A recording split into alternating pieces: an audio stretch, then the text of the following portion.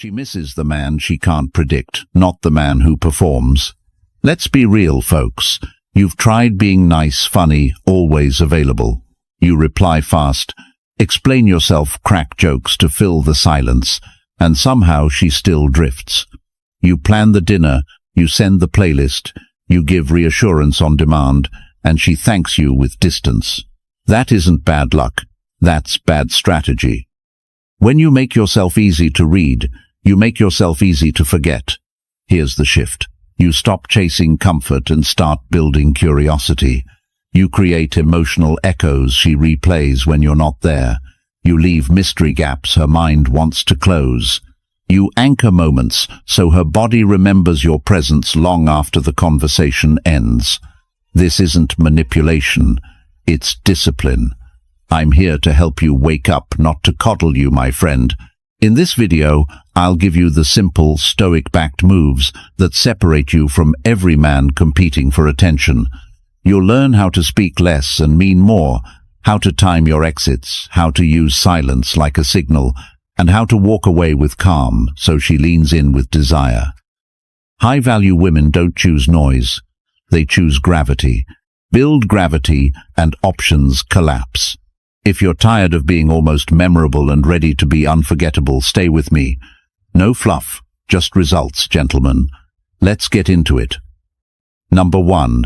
The emotional echo. Listen, my friend, women don't miss your presence. They miss how they felt in your presence. That's what most men never understand.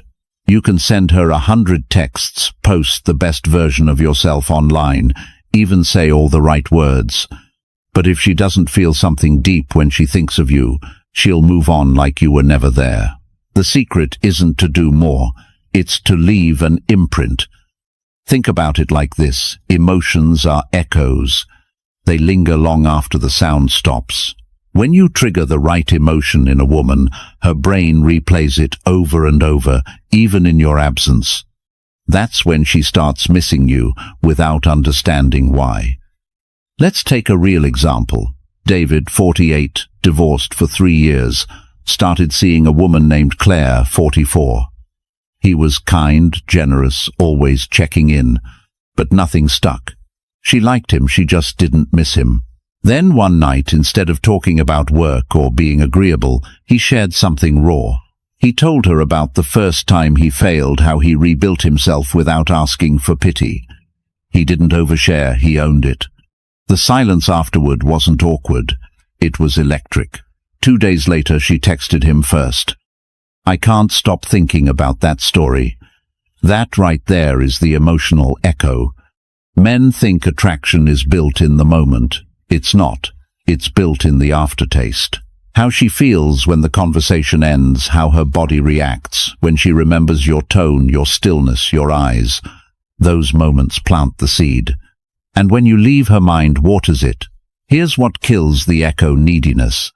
If you're always trying to reassure her to fill the silence, you smother the space where emotion grows. Let her miss you by not flooding her with access. You're not punishing her, you're allowing the memory to breathe. Marcus Aurelius said, "What stands in the way becomes the way." In other words, don't run from the pause, let it work for you. After a great moment, step back. Don't text the next morning just to prove interest. Let anticipation do the heavy lifting.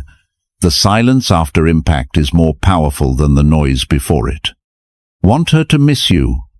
Don't give her everything in one sitting. Show depth, not detail. Hint at stories, don't explain them. Let your tone carry weight. Speak less, mean more. The goal isn't to impress her in real time, it's to create a resonance that follows her home. Because here's the truth, emotional echoes don't fade quickly. They replay in quiet moments while she's driving, showering, or lying awake at night. That's when she feels you again, not as a text on her phone, but as a pulse in her memory. If you build that kind of presence, you'll never have to chase anyone. They'll come back to reconnect with the version of themselves they only feel around you. If this hits home, type it in the comments. I create echoes. Stick with me, because what's next will show you how mystery turns memory into obsession, and you won't want to miss that. Number 2. Mystery turns her on. Let's cut through the noise, folks. Mystery isn't a game, it's psychological fuel. The less she knows, the more her mind has to work. And when her mind works, her emotions follow. What kills attraction faster than anything else? Predictability. When she can read your every move, when she knows you'll text first, call back, explain everything, she relaxes, and comfort kills curiosity. Mystery doesn't mean being secretive or fake. It means leaving room for her imagination to fill in the blanks. The human brain hates open questions, it craves closure. When you give her just enough but not everything, her mind loops. She replays the moment, the tone of your voice, the things you didn't say. That's where desire starts, in the spaces you leave open. Here's the truth. Most men ignore women, are emotional problem solvers. They don't chase answers, they chase the feeling of solving them. That's why being an open book never works. You don't create fascination by showing your entire story. You create it by showing depth and withholding the full map. Marcus Aurelius once said, "The secret of all victory lies in the organization of the non-obvious." In simple terms, mastery is built in restraint. You control what's seen and what's left unseen. The mystery doesn't make you confusing, it makes you compelling. It invites her to step closer, to invest energy in figuring you out. And the more energy she spends trying to understand you, the more emotionally tied she becomes. Think about it. The first few dates with someone new are exciting, not because you know them, but because you don't. Every detail feels charged because your brain is filling gaps, guessing motives, imagining possibilities. That's dopamine at work, the brain's reward chemical triggered by anticipation, not certainty. The moment she has you all figured out, the reward fades. The Stoics understood this long before neuroscience did. Epictetus taught, if you wish to be loved, love moderation. Moderation in words, in actions, in access. You give enough to connect, but never so much that you become ordinary. Your life, your thoughts, your plans, they should unfold gradually. Like chapters of a story she earns the right to read. Here's a rule you can live by: never explain everything you feel. Show understanding through behavior, not explanations. When you answer questions, give short truths that open more curiosity. If she asks, "What are you thinking?" don't dump your entire inner world. Try just watching how people move. That's it. Let her wonder what that means. You haven't lied, you've created intrigue. Mystery also lives in timing. Respond when it makes sense, not instantly. Leave pauses in conversation. Hold her gaze, then look away first. Every small act of unpredictability builds tension. Tension is the pulse of attraction. Seneca said, "Nothing is more honorable than a heart that does not hurry." Don't rush to fill space with noise or reassurance. Your silence, when used with calm intent, becomes magnetic. She starts to lean into the quiet, because that's where she feels something she can't quite name. And remember, mystery isn't manipulation, it's mastery of attention. You're not withholding out of fear, you're pacing connection out of strength. So keep your life a story worth discovering, not a script already read. When she can sense there's always more behind your calm, she'll never stop thinking about what's next. If you get this, drop it below, I master mystery. Stay tuned, because next we'll talk about how to anchor that emotion so it keeps pulling her back again and again. Number 3. Anchor her desire. Here's the truth, my friend. Attraction doesn't live in logic. It lives in anchors. Moments, words, touches, or even sounds that attach emotion to memory. And if you understand this, you'll stop chasing attention and start owning presence. When you make a woman feel something powerful, her brain ties that emotion to whatever triggered it you. That's called associative imprinting. Every time she feels that emotion again, her mind replays you like a song she didn't mean to love. Let's make this real. Tom, 46, met Melissa, 43, at a small wine bar in Austin. They had instant chemistry, deep talk, laughter that spark everyone chases. But Tom didn't overplay it. He didn't fill every silence. He watched her speak, listened fully, then leaned in and said quietly, "You have a calm way of making chaos feel like peace." That line wasn't flattery. It was emotional framing. He tied her energy to his perception. For the rest of the night, every time she smiled, she remembered that moment. When they parted, he simply said, "Let's not ruin this by saying too much," then left. 2 days later, Melissa texted, "I can't stop thinking about what you said." That's anchoring. He linked a specific emotional state being seen and desired calmly to him. You can do the same, but only if you stop trying to impress and start creating moments of emotional focus. Think less about saying the right words and more about how you want her to feel.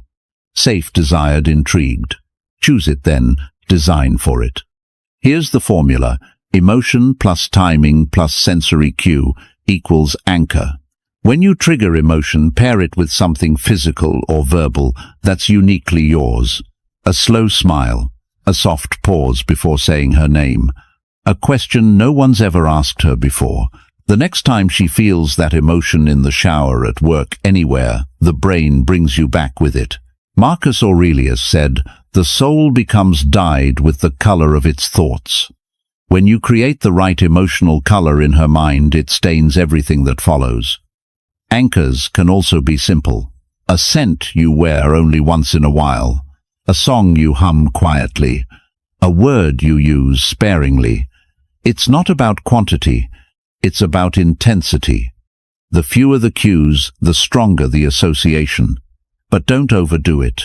If you repeat the same gesture or phrase too often, the brain desensitizes. Anchors lose power when they become predictable. Think of them like sparks, small, well-timed, intentional. Let me be clear, this isn't manipulation. You're not forcing emotion. You're giving her experiences worth remembering. Real connection feels different, and when it does, the brain labels it as rare. Rare things stick. If you've ever noticed how a single glance or moment of silence can stay with you for years, that's proof. The human mind remembers energy better than words. And that's what women miss most. Not what you said, but how your presence made them feel seen without effort. So next time you're with her, forget the lines. Focus on the atmosphere. Let the room slow down when you speak. Let your calm become the thing she feels safest around. Because once her emotions anchor to you, she'll start chasing that peace like oxygen. If this makes sense, type it in the comments. I build emotional anchors. Stay with me, because next we'll talk about the fine art of uncertainty and how a little unpredictability can make her crave you even more. Number 4. The power of uncertainty. Let's be real, my friend. Certainty feels good, but it doesn't attract. Comfort might keep her calm, but uncertainty keeps her awake. The moment she knows exactly how you'll respond, when you'll text, and what you'll say, the mystery dies. And when mystery dies, desire fades with it. Here's the paradox. Women don't crave chaos, they crave emotional tension. They want to feel slightly off balance, just enough to wonder, what's he thinking? What's he going to do next? That tension keeps her engaged. It's the difference between watching a movie where you know the ending and one where every scene keeps you guessing. Most men kill uncertainty by trying to prove reliability. They over-explain, over-communicate, and overshare. They think safety means transparency, but it's the unknown that pulls people closer. Predictability doesn't build connection, it builds routine. Marcus Aurelius once said, "If it is not right, do not do it. If it is not true, do not say it." He wasn't telling you to be robotic. He was reminding you that control isn't about saying more, it's about saying less with intention. The Stoics valued restraint not as silence but as strength. You control the frame when you control your impulses, especially the impulse to explain yourself. When you remove the element of mystery, you also remove her investment, because emotional investment comes from curiosity. When she's unsure where she stands, her mind works harder to interpret you. That effort, that mental energy deepens the emotional bond. Think about your own experiences. The people who linger in your thoughts aren't the ones who gave you everything easily. They're the ones who left you wondering. They said something that made you think. They left a moment hanging in the air, unfinished but charged. Uncertainty, when used correctly, is not manipulation, it's emotional leadership. You're guiding the rhythm of connection. You're allowing her to lean in, to fill in the blanks, to chase understanding. The key is balance. Too much distance feels cold, too much clarity feels dull. The art is in giving her just enough to stay intrigued. Seneca wrote, "The whole future lies in uncertainty. Live immediately." In other words, stop trying to control the outcome. Control yourself instead. You don't need to chase validation or prove anything. You need to be comfortable enough with the unknown that your calm makes her restless. When you move with that kind of grounded unpredictability, she'll lean toward your energy without even realizing why. Here's how you apply this. Stop announcing your next move. Don't tell her every detail of your plans. When she asks about your day, give her the truth, but not the entire story. Good, productive. Got some things done I've been working on. Then change the subject, not cold composed. When you part ways, don't always say when you'll text next.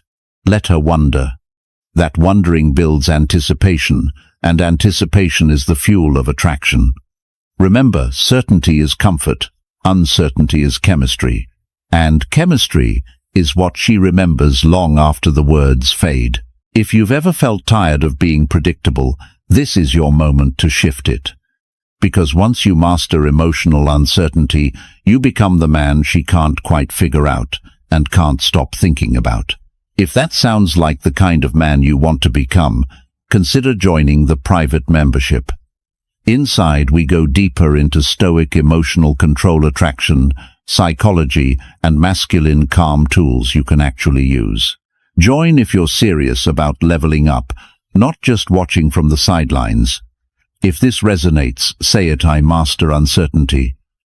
Number 5. Leave her wanting more. Let's talk about one of the hardest lessons for men to learn: knowing when to leave. Not because you've lost interest, but because you understand something most men never grasp. Attraction doesn't grow in constant presence. It grows in unfinished moments. See, every interaction has a rhythm, a natural rise and fall of emotional energy. Most guys stay too long. They keep talking, explaining, trying to make the moment last. But when you overstay, you turn electricity into noise. The magic disappears. Leaving her wanting more means walking away when the energy is high, not when it's flat. It means ending the call when laughter is still echoing, leaving the date when her eyes still want one more look. That's how you become the thought that replays after you're gone. Let me show you what this looks like.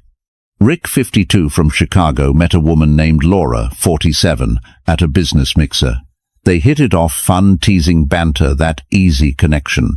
She kept asking him questions, trying to stretch the moment. Most men would have stayed until the conversation ran dry. Rick didn't. He checked his watch, smiled, and said, "I'd love to keep this going, but I have an early start. Let's pick it up another time." He left her with the echo of energy, not exhaustion. The next afternoon she messaged him, "You disappeared too fast." I was still laughing. That's the power of ending on the rise. You create a vacuum, and nature hates a vacuum. Her mind fills that empty space with thoughts of you. Leaving her wanting more isn't cold. It's disciplined. It's about emotional timing. You don't give her closure, you give her curiosity. When a moment ends with a question mark instead of a period, it loops in her mind. Marcus Aurelius said, "Waste no more time arguing what a good man should be. Be one." That applies here. Don't say you're different, act differently. Show restraint when every other man gives in to impulse. The one who controls when to engage and when to step away is the one who gets remembered. Here's what's really happening when you leave at the emotional high point. Her brain releases dopamine, the same chemical that fuels craving. The brain links that reward high with you, but because it ended before full satisfaction, it triggers desire for continuation. You become unfinished business, and unfinished business always returns. This works in every interaction: texts, calls, dates, even intimacy. Don't reply instantly to every message. Don't drag out goodbyes. Don't try to make every conversation complete.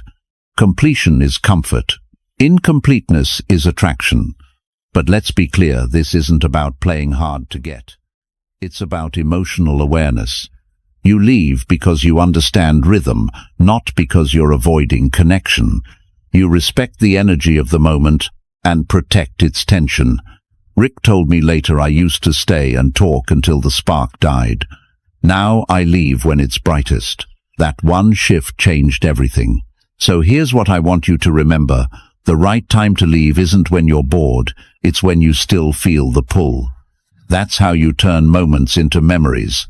If this resonates, type it in the comments. I end strong. Stay with me, because next we'll talk about the subtle art of silence and how saying nothing can make her think of you louder than words ever could. Number 6. The perfect exit.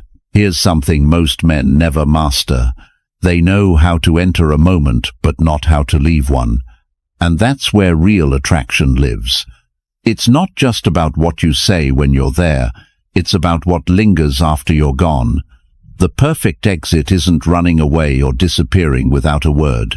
It's leaving with control, grace, and timing. It's when you walk away at the height of connection, when she's still processing the feeling you just created. That's when her mind replays you. That's when she starts to miss you before you've even left the room.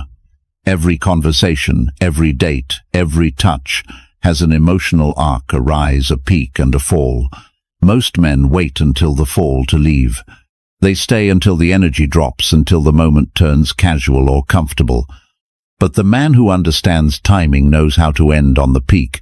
Why does it matter so much? Because of how the brain works. Neuroscience calls it the peak end rule. People remember two things: the emotional high point and how it ended. If you leave at the emotional high, that's the version of you she remembers. That's the emotional photograph her mind keeps replaying. Seneca said, "Begin at once to live, and count each separate day as a separate life." In other words, every moment deserves your full presence, and every departure should carry intention. You don't just drift out. You exit like a man who knows his time has value. Now here's the mistake many men make. They think leaving early is rude or signals disinterest. It doesn't. What actually communicates strength is ending something while it still feels alive. You're not cutting it short, you're protecting the spark. You're giving her something to think about, something to anticipate next time. Imagine you're talking to a woman, the vibe is flowing, she's laughing, leaning in, you can feel the chemistry. Most guys try to stretch that moment, hoping to lock it in. But the more you stretch, the faster it thins out. The perfect exit happens right when things feel almost too good to leave. That's when you say, "This has been great. Let's not ruin it by overdoing it." Then smile, step back and go, "It's not arrogance. It's discipline." The ability to walk away when every instinct says, "Stay longer," separates men who get remembered from men who get forgotten. Marcus Aurelius said, "You have power over your mind, not outside events." The exit tests that power. Can you control your urge to overstay? Can you end on your own terms, even when emotion pulls you to keep going? That's emotional mastery in motion. The perfect exit also builds anticipation. It sends one clear message: I'm not here to fill space, I'm here to create impact. You become the man who respects time, energy, and connection. That kind of confidence makes people lean in. It's rare. And here's the beauty: when you master the exit, you control the story. You decide how she remembers you. You leave her with energy, not exhaustion. She walks away wanting more, not relieved. It's over. That's how attraction deepens, not through constant presence, but through well-timed absence. So next time you feel that moment peaking, don't fight the urge to stay. Smile, say something real but simple, and walk away like it was part of the plan. Let her miss you in that silence. Let the pause work for you. If this hits home, write it below. I master the exit. Because when you do, every goodbye becomes an invitation for more. Number 7. Silence that seduces. Most men fear silence. They rush to fill every second with words, jokes, or explanations. But here's the truth, my friend. Silence, when used correctly, is one of the most seductive forces on earth. It's not the words that make her feel something. It's the space between them. Let's be real. Silence makes people uncomfortable. It exposes insecurity, impatience, and emotional imbalance. Most men crumble under it. But the man who can sit calmly in silence, who can look her in the eyes without the need to speak, becomes magnetic. Because in that stillness, she feels your composure. She feels your control. Take David, 45, from Seattle. He'd just started seeing a woman named Erica, 42. During their third dinner together, the conversation slowed. She stopped talking, watching him, almost testing him with the quiet. David didn't panic. He smiled slightly, leaned back and held eye contact. 10 seconds passed. Then 20. And she finally laughed, not from nervousness but from intrigue. Later she told him, "You're hard to read. I like that." That's the power of silence. It says everything without saying anything. See, women are emotional readers. They feel more than they hear. When you stay silent and comfortable, she reads that calm as power. But when you fidget, overtalk, or rush to fill the air, she senses weakness, a lack of grounding. Seneca wrote, "Silence is a lesson learned from the many sufferings of life." In other words, true silence isn't empty, it's earned.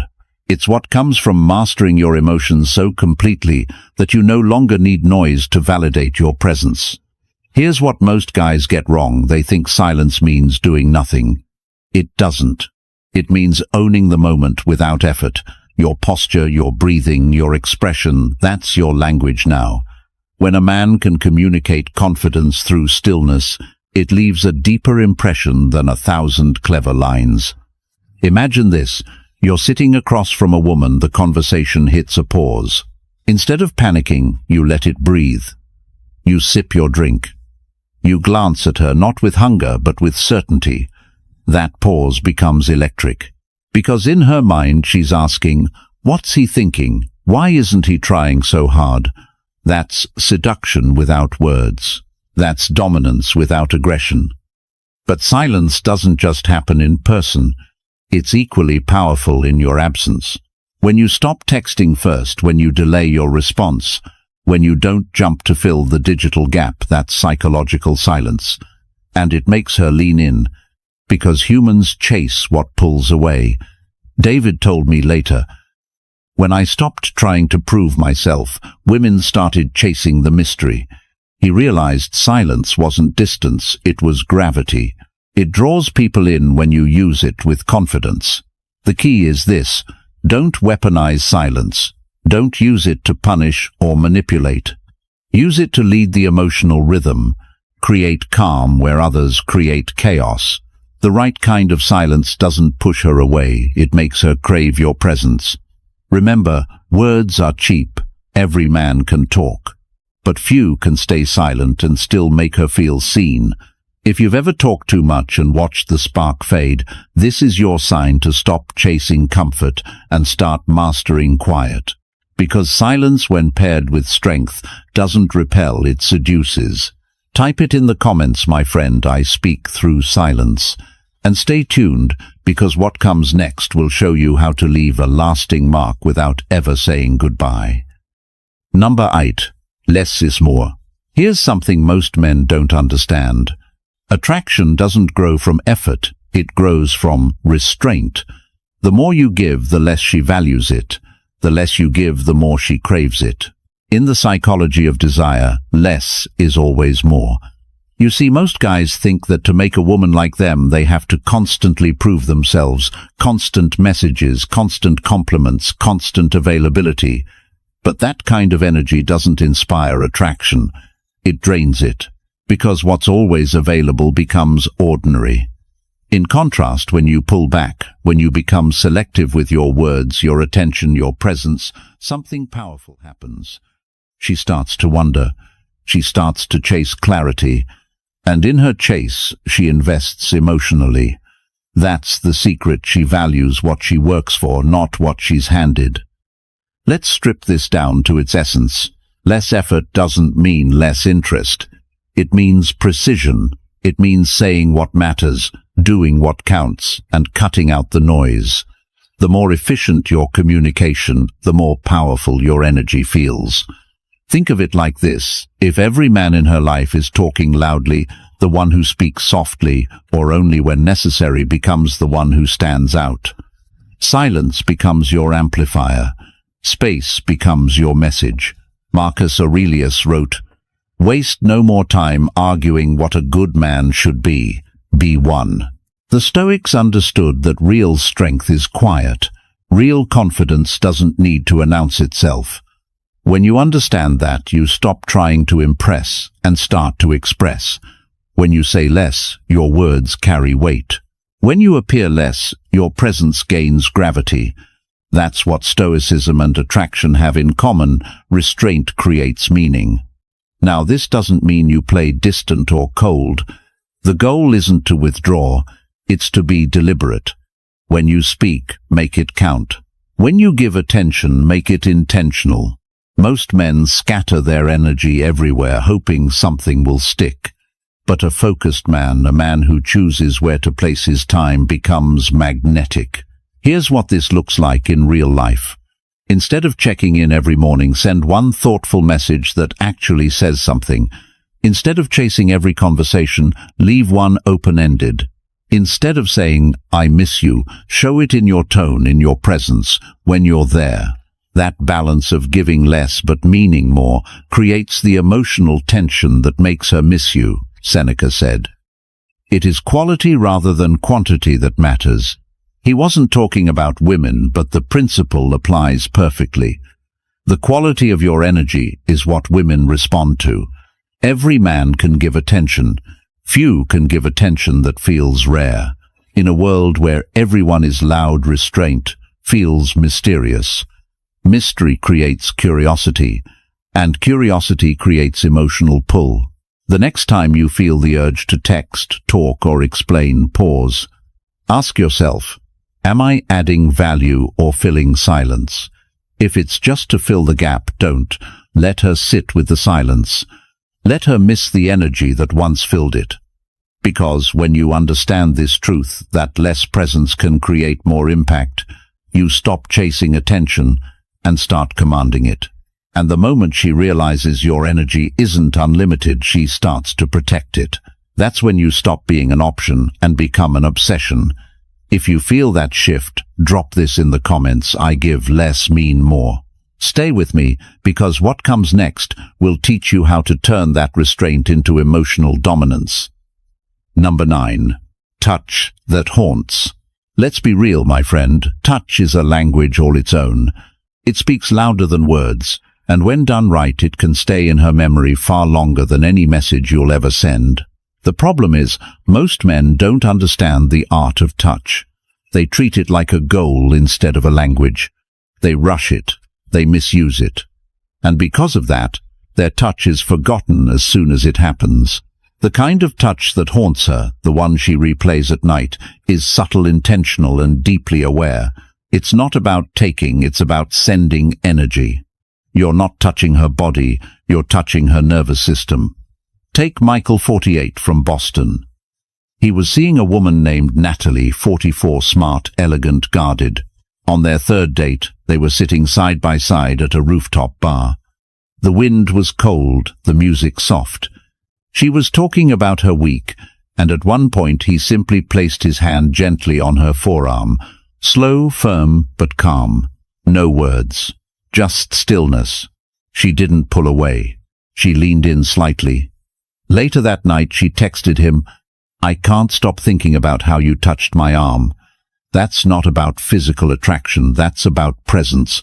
Because the truth is, your touch carries your state of mind. If you're nervous, your touch feels anxious. If you're desperate, it feels needy. But if you're calm, grounded and deliberate, she feels that too. Your touch becomes an extension of your emotional control. Epictetus said, "It's not what happens to you, but how you react to it that matters." The same rule applies here. It's not the touch itself, but how you deliver it. Stoicism teaches control, awareness, stillness, all the qualities that make physical connection powerful rather than impulsive. Touch that haunts doesn't happen often. It's rare because it requires restraint. You don't reach out constantly. You let the space between touches build anticipation. The less frequent your touch, the more powerful it becomes. Think about it. The most memorable touches are never rushed or excessive. They happen naturally, usually when words fail. A soft touch on the back when she walks past. A brief brush of the hand that lingers half a second longer than expected. A gentle touch to guide her through a door. Each one leaves a silent mark. Michael told me later, "I realized I used to touch women like I was asking for permission. Now I touch like I already belong in the moment." That's confidence, not arrogance. It's the calm certainty that your presence speaks for itself. The secret isn't in frequency, it's in timing. You don't touch to get closer, you touch to connect. When the moment feels alive, when the energy between you is thick with tension, that's when a subtle, confident touch can change everything. But remember, less is still more. If your touch is constant, it loses meaning. If it's rare, it becomes powerful. You want her body to remember your calm even when you're gone.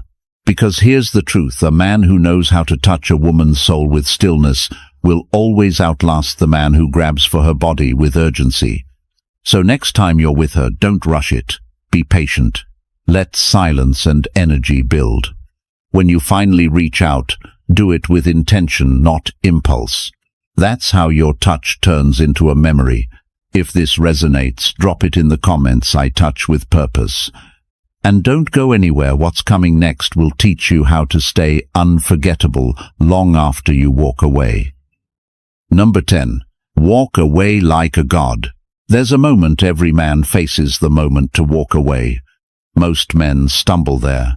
They beg, they cling, they try to convince her of their worth. But the truth is, my friend, the way you leave defines you far more than the way you arrive. Walking away like a god isn't arrogance, it's awareness. It's the realization that your energy is a gift and not everyone deserves it. It's not about punishing her, it's about protecting your peace. You know your value, you know what you bring.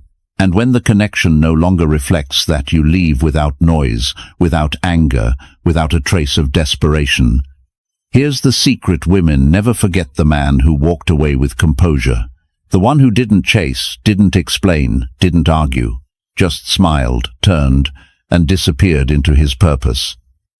That man becomes the ghost in her thoughts, because detachment when rooted in strength is unforgettable. Marcus Aurelius once wrote, "When you arise in the morning, think of what a privilege it is to be alive, to breathe, to think, to enjoy, to love." The Stoics believed that no person, no emotion, no desire should have the power to enslave your peace. That's what walking away like a god means. You move forward knowing that your peace is worth more than any temporary thrill. Think about it. The average man leaves chaos behind. The Stoic man leaves silence. He exits without resentment, without drama, and that silence echoes. She'll expect a fight, a flood of messages, a desperate reach. But instead there's nothing, just stillness. And that's when she realizes she's lost something rare. Walking away doesn't mean cutting her off. It means withdrawing your emotional investment. You stop feeding the connection. You stop explaining what she already knows but won't admit. You stop playing a game that was never meant to serve your peace. You walk away not because you stopped caring, but because you started caring about yourself again. Seneca said, "He who is brave is free." Freedom isn't walking away from her, it's walking back toward yourself. When you leave with calm strength, you send a silent message. I don't need your validation to know my worth. That energy haunts her. Because most men crumble when rejected, but the man who stands tall, unshaken, radiates something divine. Picture it. She tries to provoke you, test your emotions, get a reaction, but all she gets is a steady gaze, a calm smile, and a quiet goodbye. You don't defend, you don't chase. You simply step out of the emotional storm like a man who knows he controls the weather. And here's the paradox: when you truly walk away, that's often when she comes back. Because emotional detachment creates scarcity, and scarcity creates value. But that's not the goal. You don't walk away to be wanted. You walk away because you finally understand you never needed to stay to prove your power. Walking away like a god means you choose yourself every single time. You choose your purpose over approval, your peace over chaos, your growth over validation. So when it's time to go, go with silence, go with grace, go with power. Leave her with calm, not conflict. Leave her wondering, not remembering an argument. Leave like a storm that cleared the sky, because gods don't chase. They simply rise, and everything below learns to miss the light. So, my friend, what you've just learned isn't about tricks, games, or manipulation. It's about power. Real masculine power, the kind that comes from emotional control, silence, restraint, and purpose. Every part of this video has been about reclaiming that strength, understanding that attraction isn't built through noise or effort, but through presence, mystery, and calm detachment. When you master that balance, you stop chasing women and start attracting them naturally. If you're ready to take this to the next level, to learn how to live these principles, not just understand them, join the private membership. That's where we go deeper into Stoic psychology, emotional dominance, and the discipline that builds high-value men from the inside out. And if you haven't yet, hit subscribe. Stay connected. Every day we sharpen the mind, strengthen the frame, and remind men like you what real power feels like. Thank you for watching, my friend. Stay calm, stay grounded, and I'll see you tomorrow.